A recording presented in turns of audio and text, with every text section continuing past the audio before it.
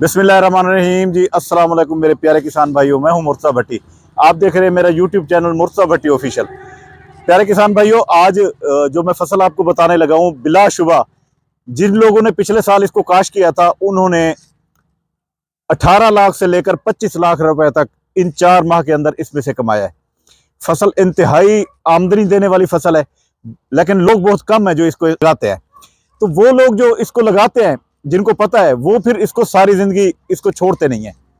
फसल इंतहाई आसान है, बहुत कम खर्चे वाली है और इतनी ज़बरदस्त फसल है कि जब आप काश्त करते हैं तो फिर उसमें अल्हम्दुलिल्लाह इसमें बहुत सारा। पिछली दफ़ा जिस वक्त मैंने फसल बनाई तो मेरे साथ जो किसान थे उन्होंने मुझे बताया कि जी हम ये तकरीबन 60,000 रुपये मन फ़रोख्त करते हैं, लेकिन इस बार रेट ज़्यादा जाएगा, 80,000 मन तक जाएगा। और आपको पता है कि रेट कितना गया? रेट उसका गया 1,40,000 रुपये मन तक। और 1 एकड़ में से 12 से 15 मन मेरी जाती एक वो थी, लेकिन उनकी 18 से 22 मन वो कह रहे थे कि उतरती है और उनकी 19 मन हुई है। 19 मन का मतलब आपको पता है कि 26.5 लाख रुपए उनकी आमदनी हुई है उस एक साल में। और उसमें जो खर्चा उनका हुआ है वो ज़्यादा से ज़्यादा 50 से 60,000 रुपये हुआ है। कौन सी फसल है? अभी हम आपको चलते हैं आप उसी फसल की तरफ, आपको बताते हैं कि वो फसल कौन सी है।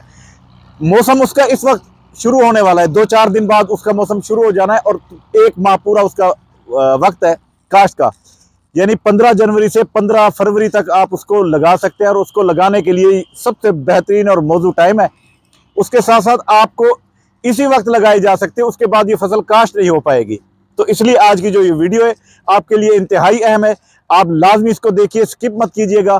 किसान के लिए इसलिए अहम है कि आपके बच्चों की बहुत सारी इसके अंदर रोजी है। तो उम्मीद करता हूं कि आपको मेरी ये वीडियो बहुत पसंद आएगी।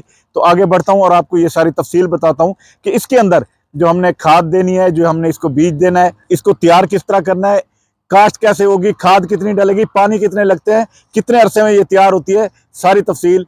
आगे बढ़ते हैं और आगे बढ़ने से पहले मेरी रिक्वेस्ट है कि आप मेरे चैनल को सब्सक्राइब कर लें, बेल आइकन के बटन को दबा दें ताकि मेरे आने वाली तमाम वीडियोस अब तक आ सके। तो आगे बढ़ता हूं और आपको बताता हूं। जी तो दोस्तों, जैसे मैंने आपको बताया था कि आज की जो फसल है बहुत अहम है। तो इस अहम फसल के लिए आप ये गौर से सुनिएगा। आसान फसल भी है, लेकिन मुनाफे के हवाले से मैंने जैसे बताया कि बहुत अच्छी है। तो आज की जो मैं बात कर रहा हूँ वो कर रहा हूँ गाजर का बीज उगाने के लिए, कि गाजर का बीज कैसे तैयार किया जाता है। और गाजर का बीज इस बार आपने खुद देख लिया होगा कि 1,40,000 रुपये मन तक फरोख्त हुआ है। और उसकी रीज़न क्या थी कि ये गाजर का बीज, जो अच्छी गाजर के बीज होते हैं वो बहुत महंगे दामों फरोख्त होते हैं। जो लोग ख़रीद करके उसको बेचते हैं उनको अच्छा भी मुनाफा होता है, और जो तैयार करते हैं खुद किसान वो अच्छे दाम के साथ वो उसको फरोख्त कर देते हैं। 1,40,000 आप से नहीं लिया जाएगा, लेकिन आप जिसको बीज देंगे कम से कम 1,20,000 1,30,000 रुपये तक वो बीज आपसे एक मन ले लेते हैं। और ये इस फसल में से, ये जो डक के ज़रिए काश्त की जाती है, इस फसल में से आप आसानी से बहुत अच्छी अर्निंग, यानी कि 15 लाख से 25 लाख के दरमियान आप बहुत अच्छे तरीके से अर्निंग कर सकते हैं। तरीके काश्त क्या है, वक्त क्या है? तो आजकल आपको पता है कि गाजर जो है वो उतर चुकी है, इसलिए इसके लिए सबसे मौजू जो चीज़ है वो ये है, सबसे अहम जो मसला है वो ये है कि आप गाजर का इंतखाब किस बीज का करें। इसलिए कोशिश करें कि अच्छे से अच्छे बीज का इंतखाब करें। अच्छे बीज को ढूंढने के लिए आप मंडी का रुख कर सकते हैं, या जिन लोगों ने काश्त की हुई है गाजर, आप वहाँ पर जा सकते हैं जो सुर्ख रंग की गाजर होगी। जैसा कि ये मैं दिखा रहा हूँ आपको, ये सुर्ख रंग की गाजर जिसके अंदर जो इनकोर होता है, इनर कोर जो होता है, इनर कोर कहते हैं, इसके अंदर जो सफ़ेद रंग की जो डंडल होता है जो गाजर के अंदर, वो ज़्यादा सफ़ेद नहीं होना चाहिए। ये बीज का इंतखाब ज़रा गौर से सुन लीजिएगा।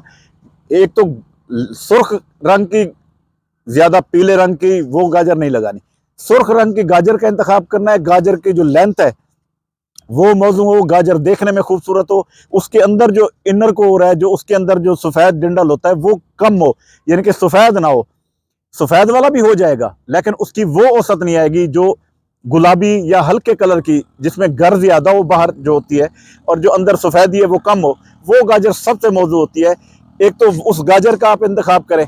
गाजर वो कभी भी इस्तेमाल मत कीजिएगा जिसके अंदर गाजर के साथ उसके दीगर बच्चे टाइप जो होते हैं गाजर, दो यानी कि सही एक सिंगल गाजर नहीं होती, उसके अंदर उसके साथ साथ जड़ें बड़ी होकर वो भी गाजर नुमा हो जाती है, वो बिल्कुल इस्तेमाल नहीं करनी।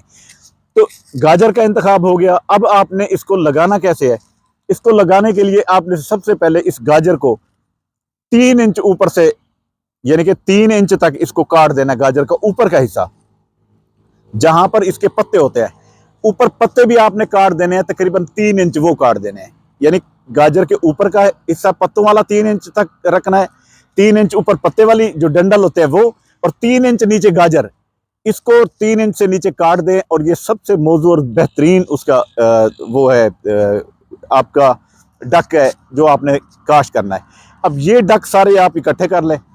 ये 1 एकड़ के अंदर आपने अगर लगाने हैं तो उसके मुताबिक आपने इस सारे को इकट्ठा कर लेना है।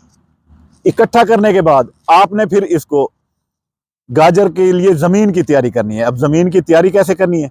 ज़मीन की तैयारी भी गौर से सुन ले कि आपने इसमें तकरीबन कोई 2-2 फुट के फासले की खेल बनानी है।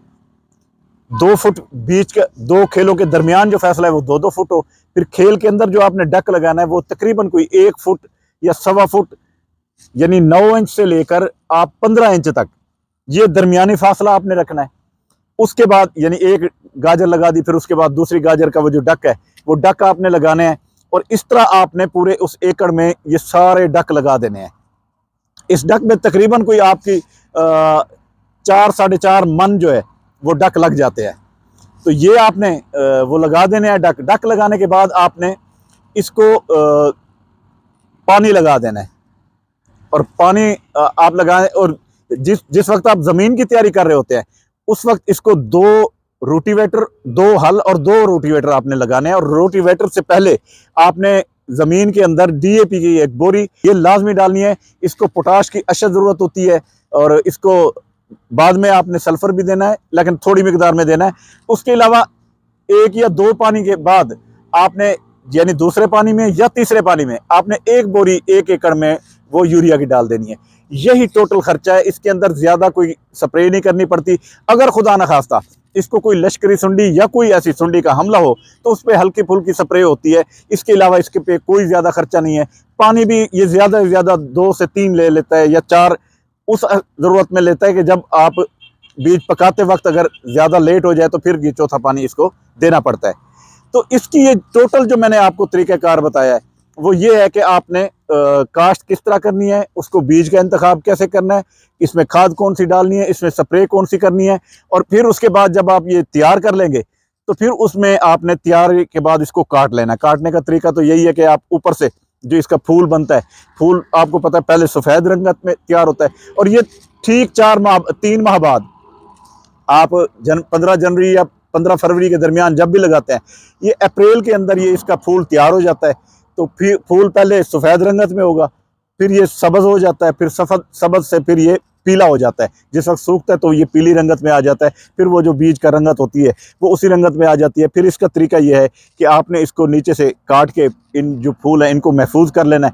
फिर इसको जिस तरह आप धान की फसल जो जिस तरह आप उसको अलग करते हैं उसी तरह आपने किसी ड्रम के ऊपर किसी इसी तरीके से इसको निकाल लेना है। निकालने के बाद वो बीज आपने महफूज कर लेना है। फिर वो बीज आप मंडियों में सेल कर सकते हैं। और मंडियों में जैसे इस बार 80,000 से 1,40,000 रुपये तक गया है, इंशाल्लाह ये आगे भी इसमें बहुत अच्छा रेट मिल जाएगा। तो आज की जो वीडियो थी उसका मकसद यही था कि आपको एक अच्छी अर्निंग वाली फसल बताएं, ताकि ये बहुत कम लोग काश्त करते हैं, ज़्यादा लोग काश्त करें तो इंशाल्लाह ज़्यादा लोग अच्छे तरीके से कमा जाएंगे। जी, तो इसकी वजह ये है कि जो बीज हम बाहर से मंगवाते हैं तो वो हमें बाहर से नहीं मंगवाना पड़ेगा, और वो बीज हम अपना तैयार कर लेंगे। जितने लोग ज्यादा काश्त करेंगे तो इसका हमें हमारा ज़र मुबादला बच जाएगा। जो हमें बाहर से बीज इंपोर्ट करना पड़ता है वो हमें नहीं करना पड़ेगा। जी तो दोस्तों, जैसा कि मैंने आज की जो फसल है उसके बारे में मैंने आज देखे, मैंने माइक भी लगाया है। माइक लगाने का मकसद ये था कि आप लोगों तक आवाज़ सही तरीके से पहुंच जाए, ताकि ये जो साथ ही सड़क है तो ट्रैफिक रवां दवाएं उसका शोर आता है, तो उससे बचने के लिए ये माइक लगाया ताकि आपको अच्छे तरीके से आवाज़ आ सके। तो आज की जो वीडियो थी हमारी वो इसी मुताल्लिक थी कि आपने डक गाजर का बीज बनाने के लिए जो डक लगाने हैं वो कैसे है। दूसरी एक मैं अहम बात भी बताना चाहूँगा कि सिर्फ डक से बीज नहीं बनता, बीज से भी बीज बन जाता है, लेकिन वो ना इतनी औसत देगा आपको, ना ही वो इतना अच्छा बीज कहलाएगा। जो डक से बीज तैयार होता है वो सबसे बेहतर और अच्छा बीज होता है। तो इसलिए आज की ये वीडियो तकरीबन इसमें मैंने तमाम बातें आपके साथ शेयर कर दी हैं।